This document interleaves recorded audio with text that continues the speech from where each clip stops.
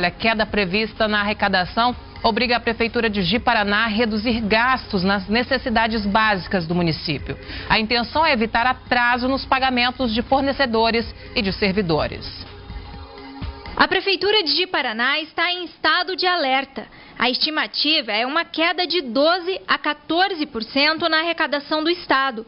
E, como consequência, menor repasse ao município, que conta com a ajuda do Estado para conseguir manter as contas em dia. O Brasil vive um momento importante na economia. Nós temos que ter muita cautela, porque a crise política gerou uma crise econômica e, obviamente, tudo isso gera reflexo no faturamento das empresas, que, por consequência, recolhem menos impostos e, automaticamente, os repasses para as administrações municipais, estaduais, são menores. Por causa dessa queda, segundo o prefeito Marcito Pinto, algumas medidas já foram tomadas, como, por exemplo, a redução no consumo de energia, água, telefone, diárias e combustível em todas as secretarias da cidade. Então é importante essa gestão conservadora, onde nós tenhamos um controle muito rígido nos gastos, para que a gente consiga manter a nossa cidade andando com condições de honrar seus compromissos em dia. A decisão do prefeito visa manter a regularidade no pagamento de servidores e fornecedores,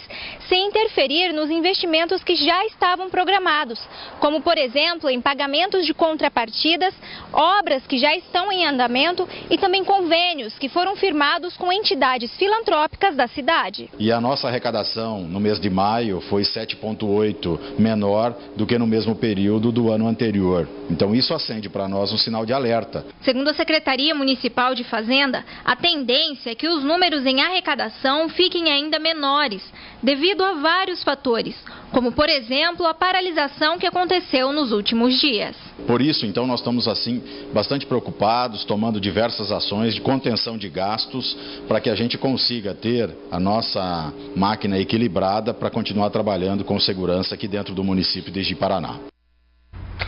Eu já estava aqui ensaiando para construir uma frase que me foi usurpada, que me foi roubada pela Beatriz Mendes. Mas, com muita razão, como é uma boa repórter, perspicaz repórter, ela só podia dizer o que ela disse. Quer dizer, ainda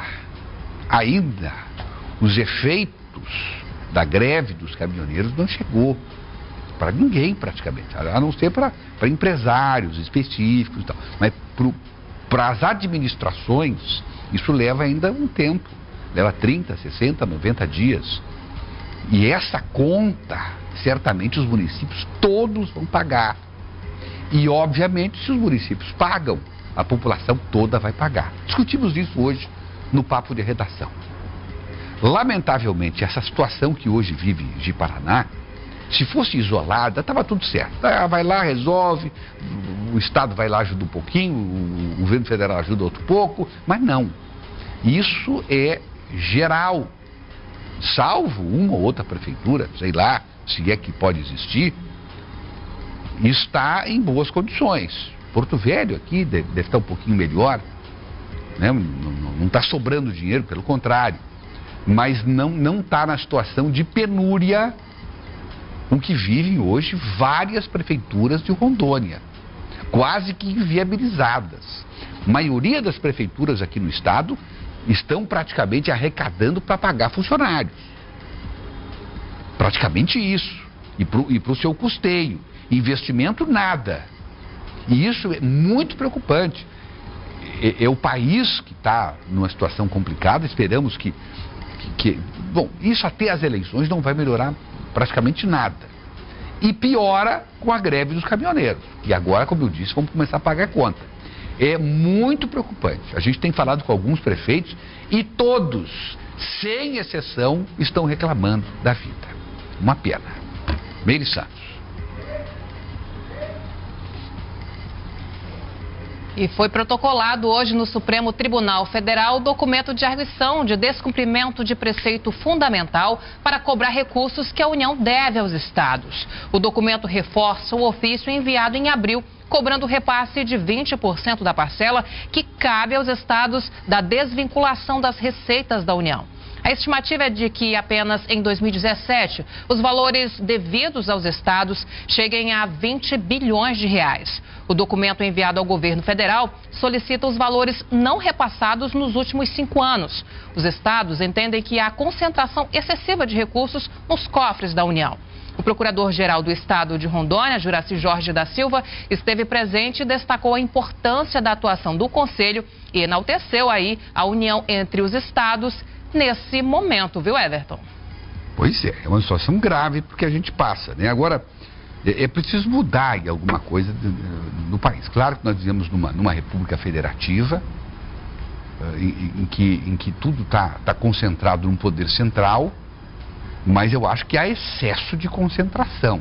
Aquilo que a gente arrecada aqui, praticamente quase tudo, com exceção dos impostos municipais e aqueles essencialmente estaduais, quando o resto tudo que se arrecada, e olha, é um fantastilhão, vai tudo para Brasília, isso é de todos os estados, é assim, e depois eles começam no conta-gotas a distribuir para os estados e municípios.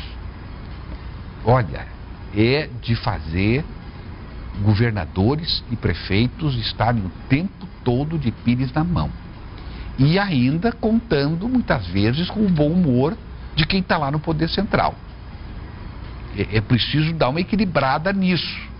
É preciso dar para estados e municípios um pouco mais de autonomia. Porque não é possível a gente arrecadar e mandar tudo para Brasília. Não é possível. E aí depois você tem que mendigar aquilo que você produziu e aquilo que você arrecadou.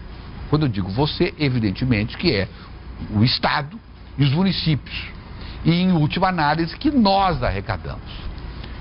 É muito difícil assim, é muito difícil mesmo e ainda pior, contando, lamentavelmente, com a malversação do recurso público, que isso é público e notório, e também com a incompetência que o governo tem, e aí não importa qual seja o governo federal, do governo central, de administrar esses recursos. Lamentavelmente, o dinheiro chega aqui já aos pedaços, infelizmente, e com decisões muitas vezes equivocadas.